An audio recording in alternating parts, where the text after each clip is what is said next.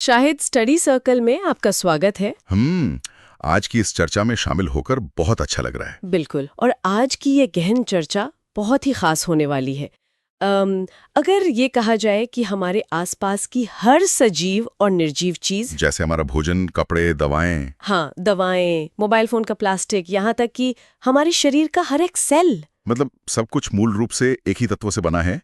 ये सुनकर किसी विज्ञान कथा जैसा लगता है ना। बिल्कुल, एकदम किसी जादू जैसा। और मजे की बात यह है कि जिस तत्व पर इस पूरी दुनिया का अस्तित्व टिका है वो हमारी भूपर्पटी यानी जो अर्थ क्रस्ट है उसमें खनिजों के रूप में केवल 0.02% है। हाँ, 0.02%, जो कि बहुत ही कम है। सही कहा। और वायुमंडल में कार्बन डाइऑक्साइड के रूप में तो ये मात्र 0.03% है।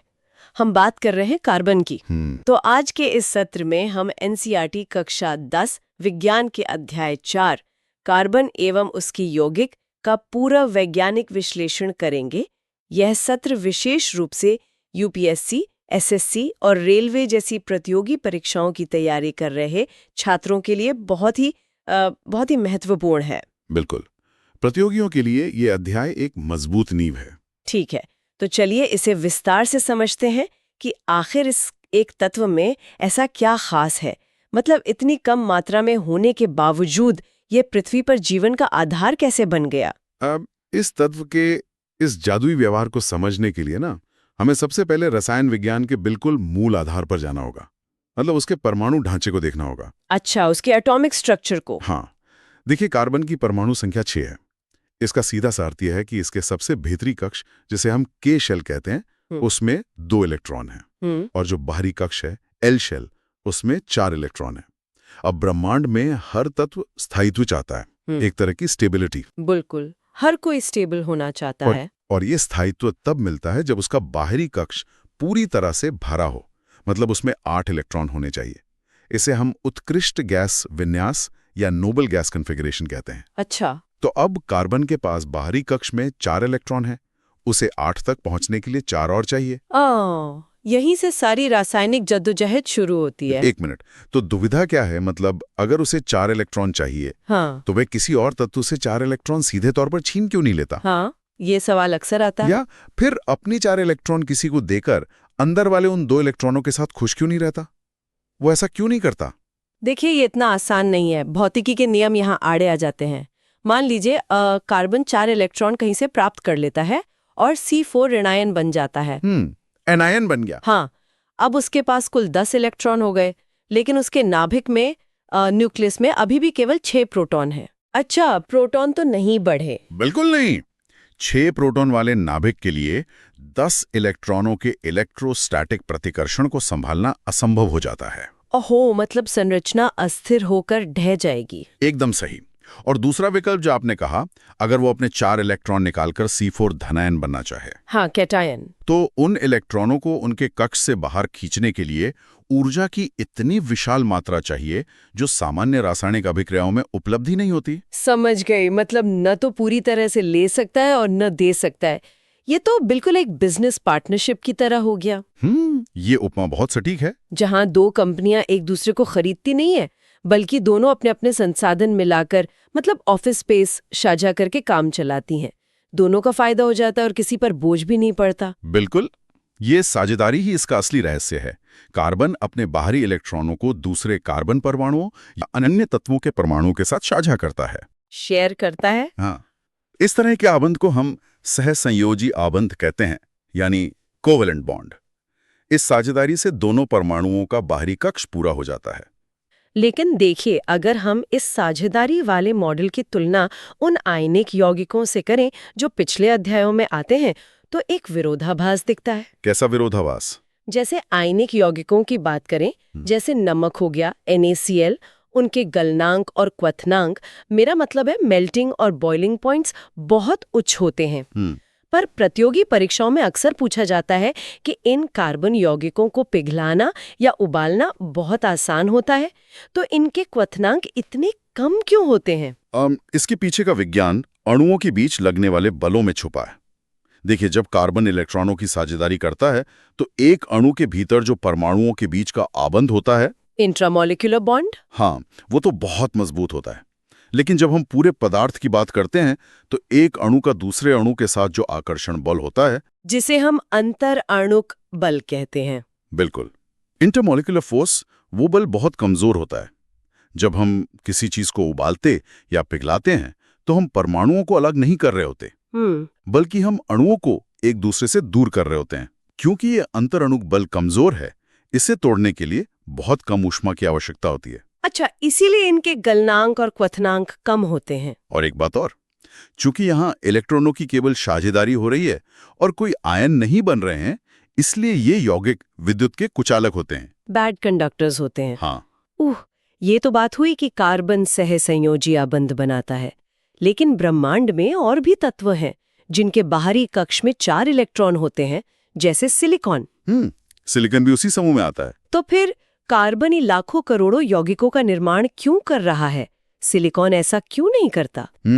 इस सवाल का जवाब कार्बन के 2 बहुत ही विशिष्ट गुणों में है और उसके आकार में भी। अच्छा। पहला गुण है श्रृंखलन या कैटेनेशन। कार्बन में अपनी ही अन्य परमाणुओं के साथ जुड़कर लंबी लंबी चेन बनाने की अद्वितीय क्षमता होती है। सिलिकॉन भी हाइड्रोजन के साथ जुड़कर यौगिक बनाता है, लेकिन उसकी चेन 7 या 8 परमाणुओं से आगे नहीं बढ़ पाती। 7-8 पर ये रुक जाती है। हाँ, क्योंकि वे बहुत अस्थिर होते हैं। लेकिन कार्बन की चेन अनंत तक जा सकती है। ऐसा क्यों? इसका कारण है कार्बन परमाणु का बेहद छोटा आकार। आकार छोटा होने के कारण इसका नाभिक साझा किए गए इलेक्ट्रॉनों को बहुत मजबूती से जकड़ कर रखता है। ओह, तो कार्बन-कार्बन आबंध असाधारण रूप से मजबूत होते हैं। बिल्कुल। और दूसरा गुण है चतुस्संयोजकता या टेट्रावैलेंसी। 4 संयोजकता होने के कारण ये एक साथ 4 अन्य परमाणुओं से बड़ी आसानी से जुड़ सकता है। यहाँ पर बात सच में बहुत दिलचस्प हो जाती है।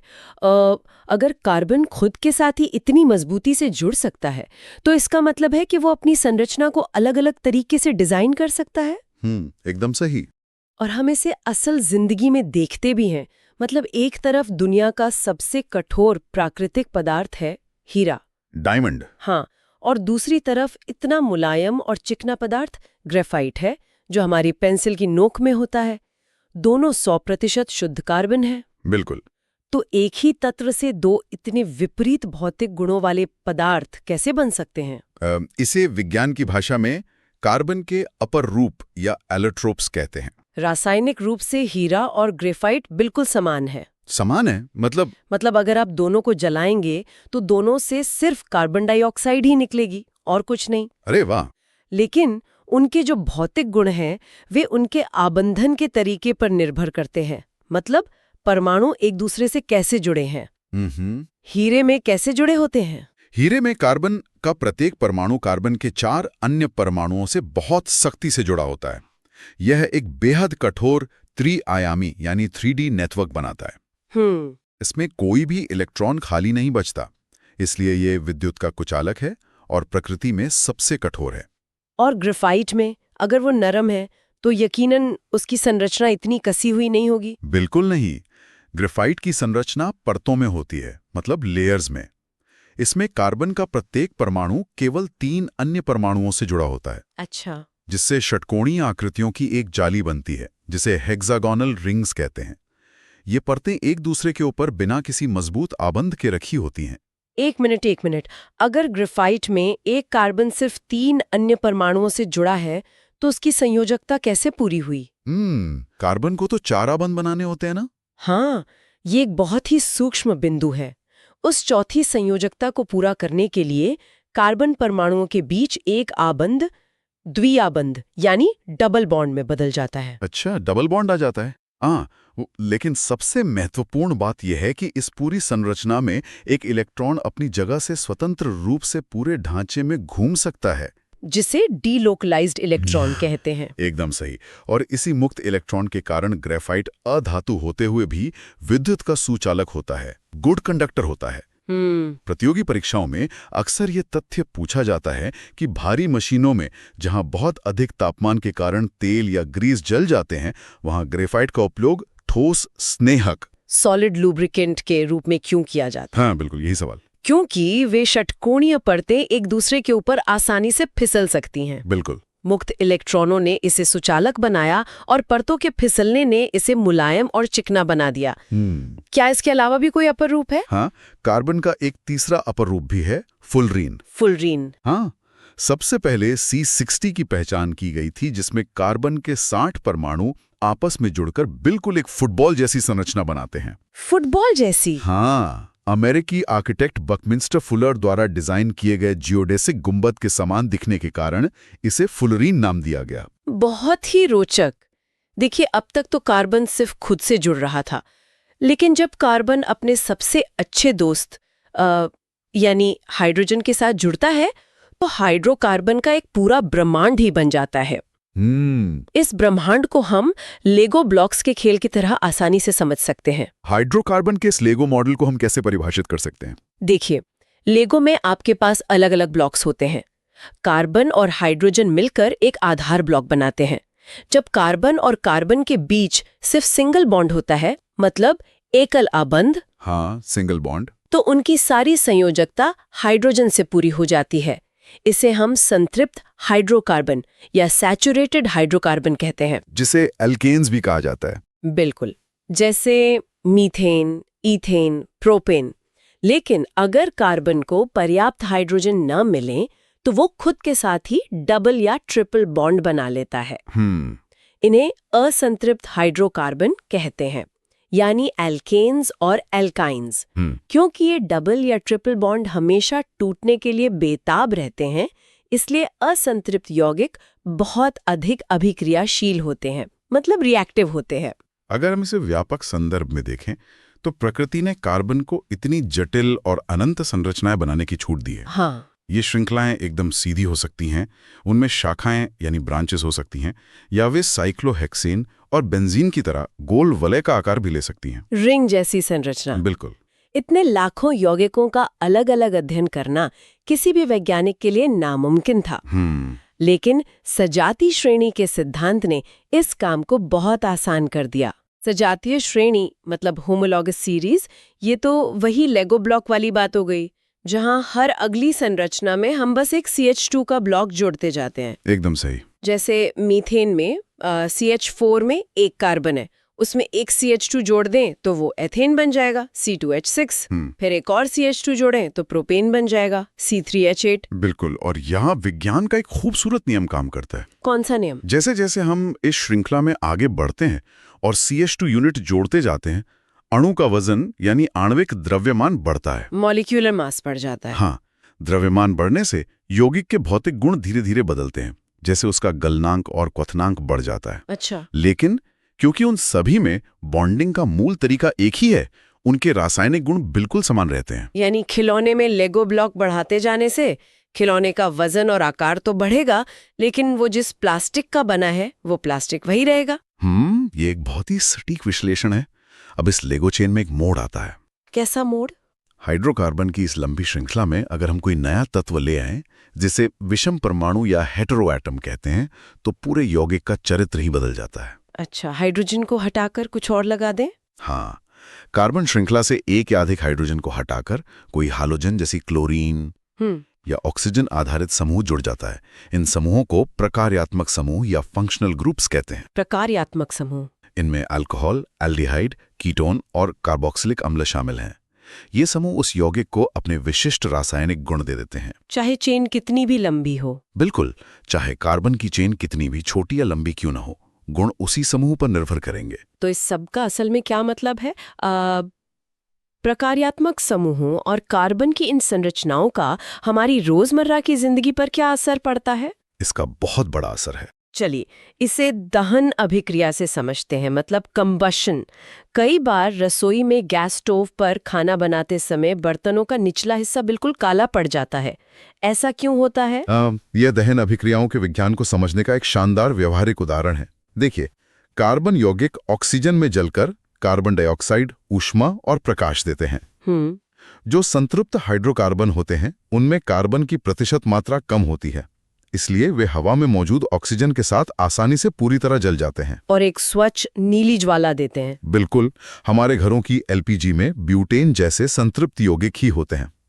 इसके विपरीत असंतृप्त हाइड्रोकार्बन में कार्बन का प्रतिशत अधिक होता है। अच्छा। वे पूरी तरह से ऑक्सीकृत नहीं हो पाते और पीली धुएं वाली ज्वाला देते हैं, जिससे बिना जला हुआ कार्बन कालिख के रूप में निकलता है। एक मिनट, तो फिर एलपीजी जो कि खुद एक संतृप्त यौगिक है, वो हमारे बर्तनों को काला क्यों कर रही है? ऐसा तब होता है जब गैस स्टोव के वायु छिद्र किसी कारण से रुक गए हों। एयर होल्स ब्लॉक हो गए हों। हाँ, जब ऑक्सीजन पर्याप्त मात्रा में नहीं मिल पाती तो संतृप्त हाइड्रोकार्बन का भी अपूर्ण दहन होने लगता है, मतलब इनकम्प्लीट कंबशन। ओह। और ऑक्सीजन की कमी के कारण वे भी कालिख पैदा करने लगते हैं जो बर्तनों पर चिपक जाती है। यानी गैस बचाने के लिए बर्नर की सफाई बहुत जरूरी है। बिल्कुल। अच्छा, इसके अलावा कौन सी रासायनिक अभिक्रियाएं हैं जो प्रतियोगी परीक्षाओं के दृष्टिकोण से महत्वपूर्ण है? 3 और बहुत ही महत्वपूर्ण अभिक्रियाएं हैं। पहली है ऑक्सीकरण। क्षारीय पोटेशियम परमैंगनेट जैसे शक्तिशाली ऑक्सीकारक की मदद से अल्कोहल को सीधे कार्बोक्सिलिक अम्ल में बदला जा सकता है। ठीक है। दूसरी, जो सबसे ज्यादा पूछी जाती है, वो है संकलन अभिक्रिया या एडिशन रिएक्शन। यह अभिक्रिया मुख्य रूप से असंतृप्त हाइड्रोकार्बनों में होती है। संकलन का मतलब तो जुड़ना हुआ। तो इसमें हाइड्रोजन जोड़ा जाता है? हाँ। इन क्या हाइड्रोजन गैस अपने आप कार्बन की डबल बॉन्ड वाली चेन से जुड़ जाती है? नहीं, अपने आप नहीं।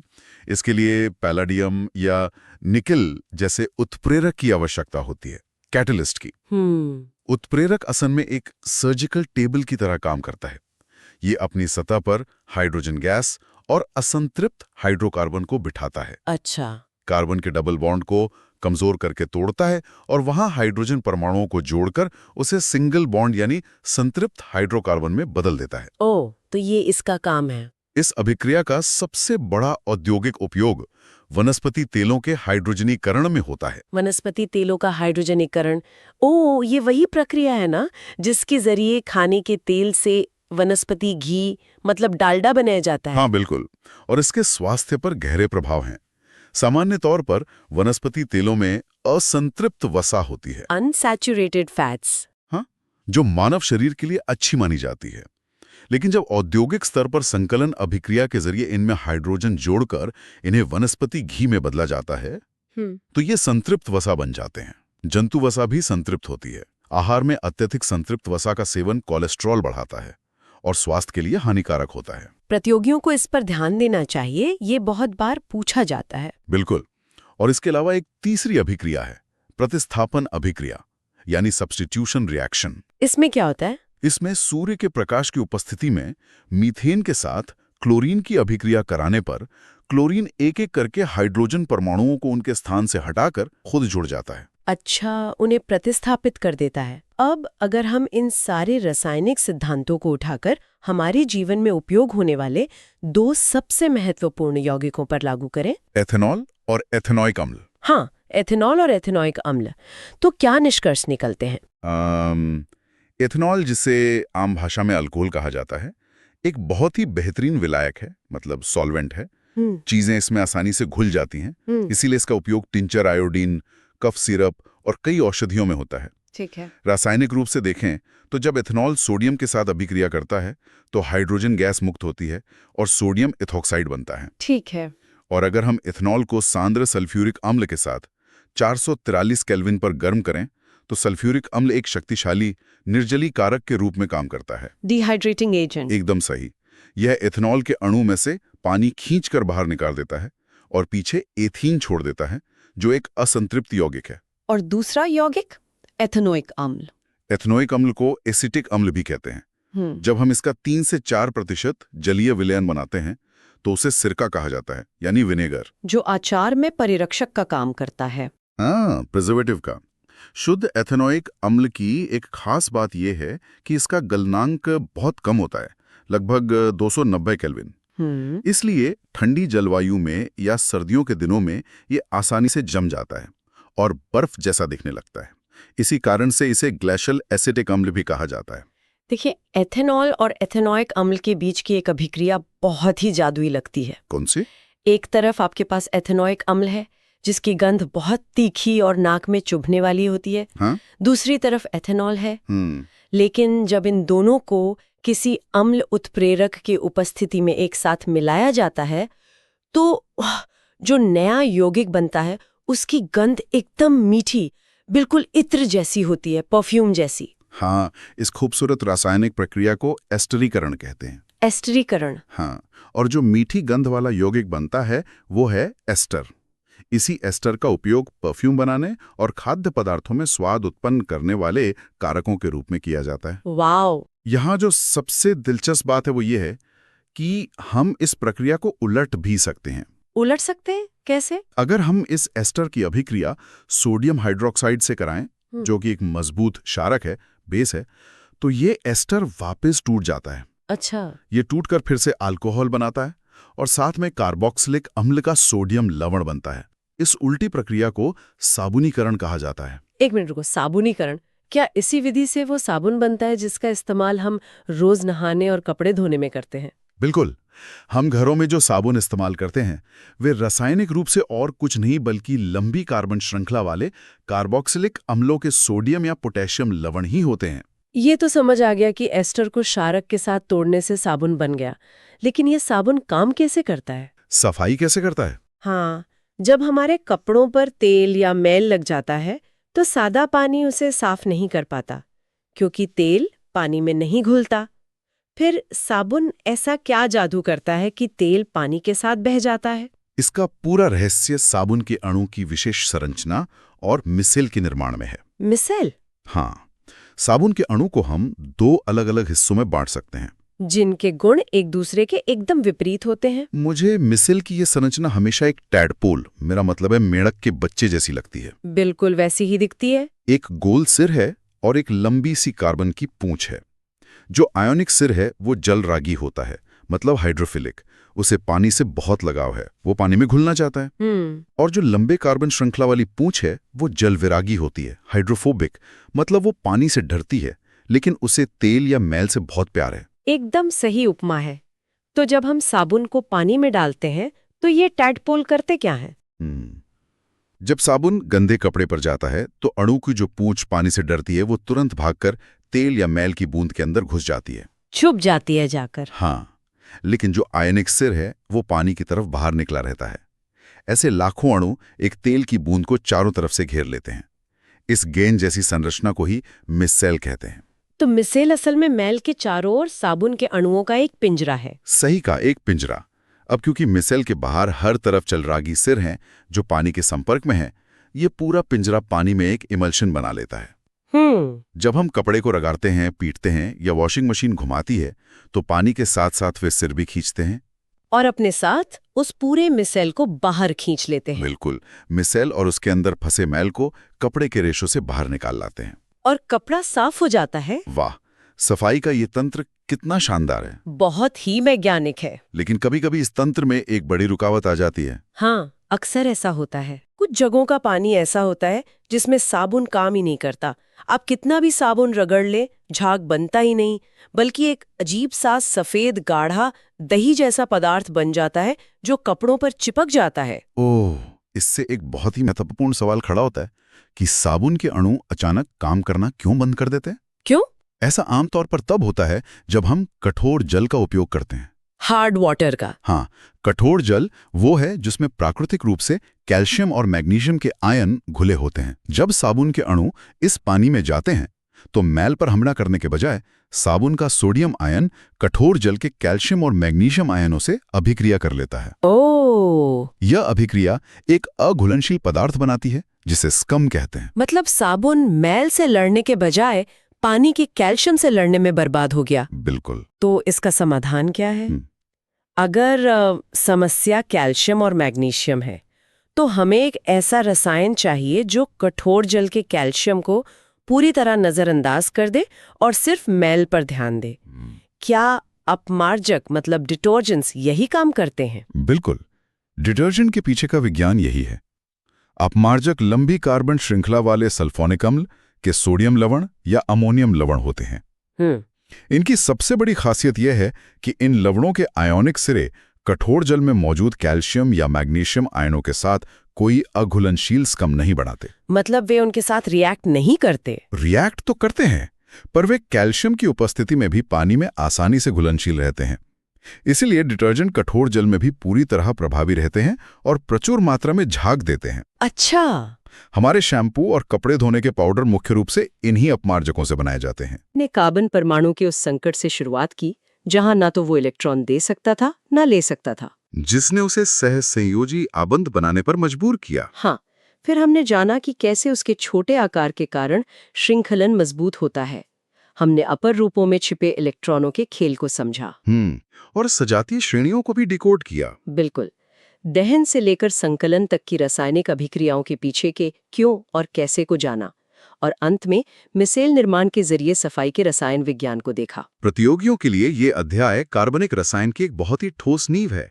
ये सभी अवधारणाएं आपस में एक तार्किक श्रृंखला से जुड़ी हैं, जो बताती हैं कि प्रकृति आणविक स्तर पर कितनी व्यवस्था के साथ काम करती है। इस गहरी चर्चा के अंत में एक ऐसी ऐतिहासिक घटना का जिक्र करना जरूरी है जिसने रसायन विज्ञान के इतिहास को हमेशा के लिए बदल दिया। वो कौन सी घटना है? स्रोतों में दिए गए तथ्यों के अनुसार एक समय था जब पूरी दुनिया के वैज्ञानिकों का दृढ़ विश्वास था कि कार्बनिक यौगिक केवल और केवल सजीवों के शरीर में ही बन सकते हैं। अच्छा, वाइटल फोर्स थ्योरी। हाँ, उनका मानना था कि इन यौगिकों के निर्माण के लिए एक रहस्यमय जीवन शक्ति की आवश्यकता होती है जिसे इंसान प्रयोगशाला में नहीं बना सकता। लेकिन फिर 1828 में, बिल्कुल, 1828 में फ्रेडरिक वेलर नाम के एक रसायन शास्त्री ने प्रयोगशाला में अमोनियम साइनेट को गर्म करके यूरिया बना दिया, जो कि एक कार्बनिक यौगिक है। हाँ, यूरिया वही कार्बनिक यौगिक है जो स्तनधारियों के मूत्र में पाया जाता है। इस एक प्रयोग ने सदियों पुराने जीवन शक्ति के सिद्धांत को चकनाचूर कर दिया। ये विज्ञान के इतिहास का एक बहुत बड़ा मोड़ था। ये सोचने वाली बात है कि अगर 1828 में ही विज्ञान की इतनी बड़ी और असंभव समझी जाने वाली सीमा एक प्रयोगशाला में टूट सकती है, तो भविष्य में रसायन शास्त्र और विज्ञान की ऐसी कौन सी अन्य असंभव सीमाएं हैं जो टूटने का इंतजार कर रही हैं? ये सच में सोचने वाली बात है। प्रतियोगियों के लिए ये एक गहन शोध और प्रेरणा का विषय हो सकता है। आज के इस गहरे विश्लेषण में जुड़ने के लिए धन्यवाद। सीखते रहें और विज्ञान के चमत्कारों के पीछे के कारणों पर सवाल उठाते रहें।